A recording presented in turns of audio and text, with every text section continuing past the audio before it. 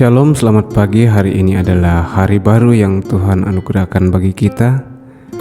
Sebelum kita melangkah menjalani aktivitas dan tanggung jawab kita masing-masing pada hari ini, marilah kita mengambil waktu sejenak untuk merenungkan firman Tuhan melalui renungan harian Toraya edisi Kamis 19 Juni 2025. Bacaan kita hari ini dari kitab Roma pasal 2 ayat 17 sampai 29.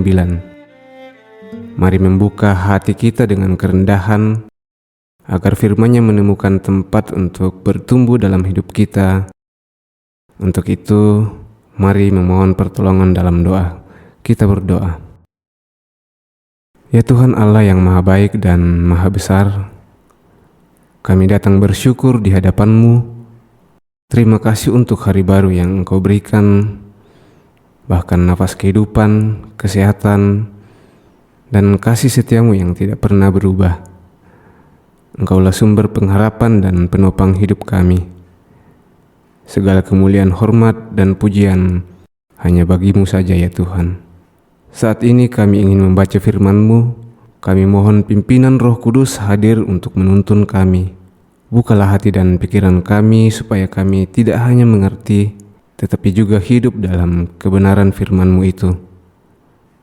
Bimbing kami ya Tuhan agar firman yang kami baca hari ini menjadi pegangan dan kekuatan hidup kami.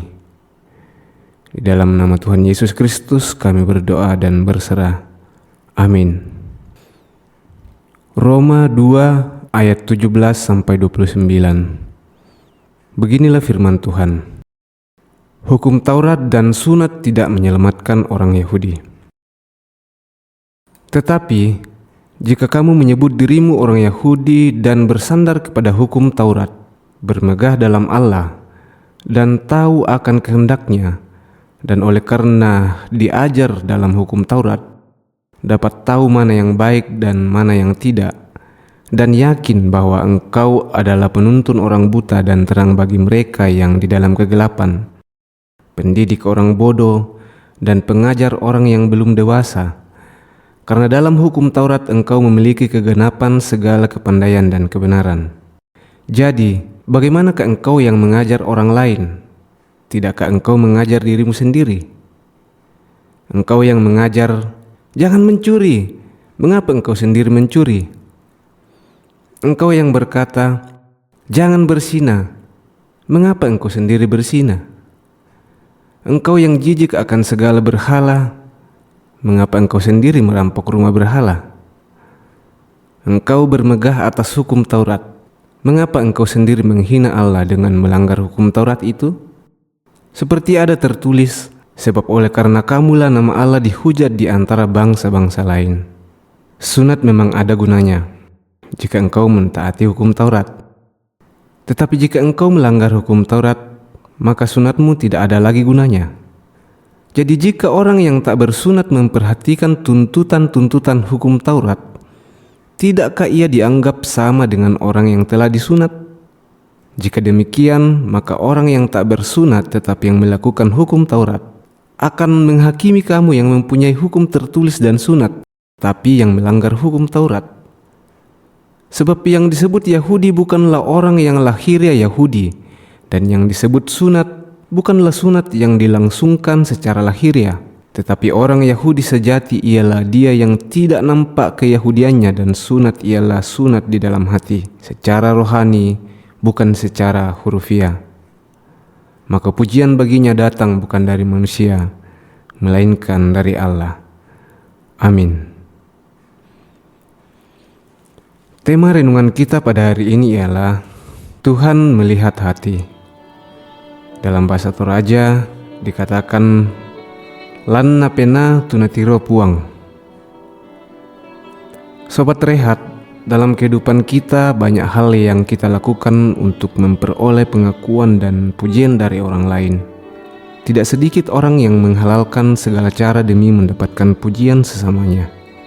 Juga tidak terkecuali yang berkaitan dengan hal-hal yang menyangkut kerohanian.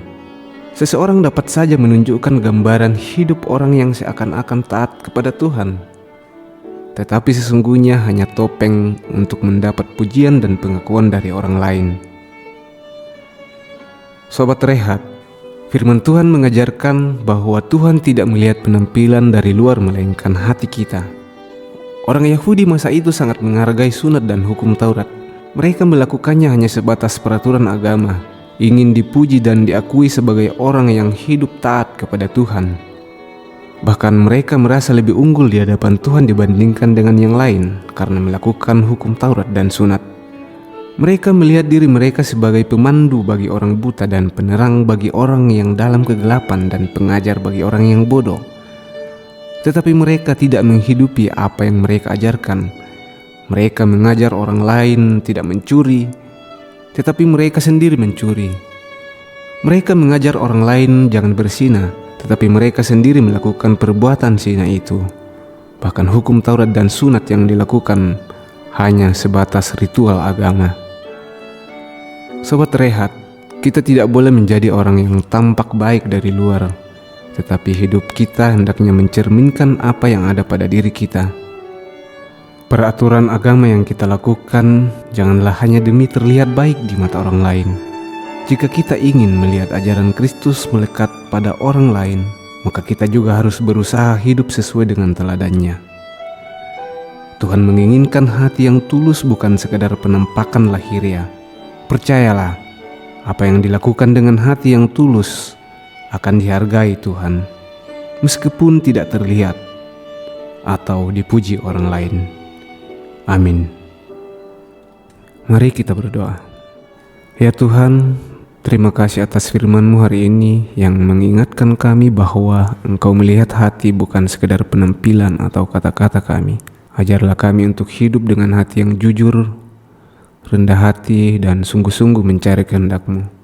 Biarlah hari ini kami melangkah dengan sikap hati yang berkenan kepadamu, baik dalam perkataan, pikiran, dan perbuatan kami.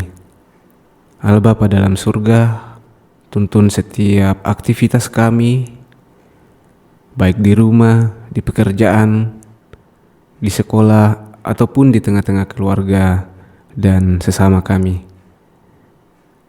Berkati kami selaku jemaat-Mu ya Tuhan dalam segala keberadaan kami, apapun kondisi kami ya Tuhan, Engkaulah yang akan menilik kami dan menyertai kami. Kami menyerahkan seluruh hidup kami pada hari ini ke dalam tangan pengasihan-Mu. Dalam nama Tuhan Yesus kami datang berdoa dan memohon berkat. Amin. Demikianlah renungan harian pada hari ini. Tuhan Yesus memberkati.